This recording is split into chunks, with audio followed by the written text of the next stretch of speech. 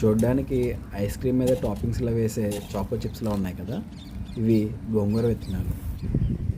ఇవి జల్లడానికి మనం ఇప్పుడు భూమిని ప్రిపేర్ చేసుకుంటున్నాం. బెడ్ ప్రిపేర్ అయ్యేలోపు ఈ విత్తనాల్లో మనం హోమం నుంచి వచ్చిన భస్మాన్ని వేసుకుంటున్నాం. అలానే మనము పంచగవ్యాన్ని కూడా యాడ్ చేసుకుని విత్తనాలని శుద్ధి చేసుకుంటున్నాం. పంచగవ్య అంటే మనకు తెలుసు కదా, ఆవు పాలు, ఆవు పెరుగు, ఆవు నెయ్యి, ఆవు పేడ, ఆవు యూరిన్, వీటన్నిటిని కలిపి ఒక 40 రోజులు నిల్వ ఉంచి తయారయ్యేదే పంచగవ్య. ఆ రెండు కలిపేసరికి ఇవి కాఫీ బీన్స్ అయిపోయాయి. ఈలోపు మనకి భూమి కూడా రెడీ అయిపోయింది.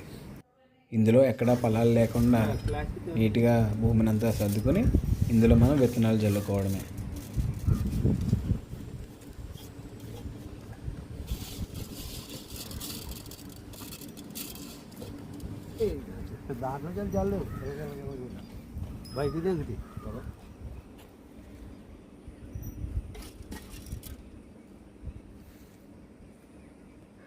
ఇలా జల్లి వదిలేస్తే అవి భూమిపైనే ఉంటాయి, మొలకలు రావు.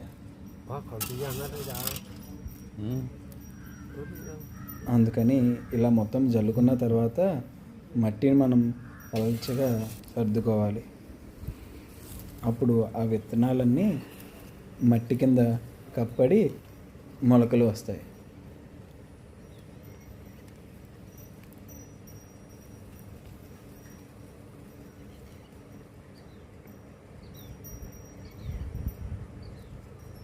పైనాపిల్ ఒకటి మనం తిన్నది ఉంటే దాన్ని పడేయకుండా ఆ కొమ్మని అందులో మట్టిలో కప్పెడుతున్నాం.